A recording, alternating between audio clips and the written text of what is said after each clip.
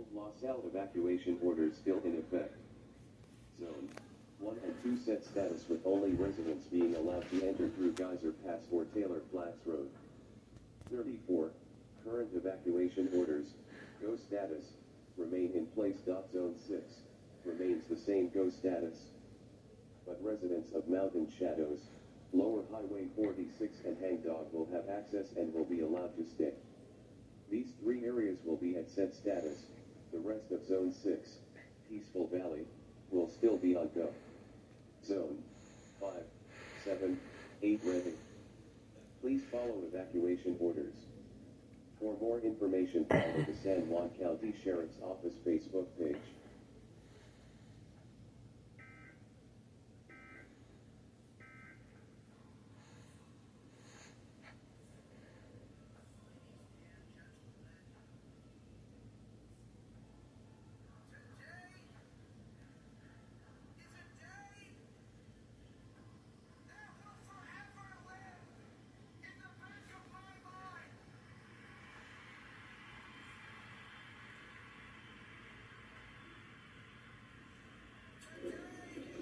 Dramatic body camera footage from Arizona.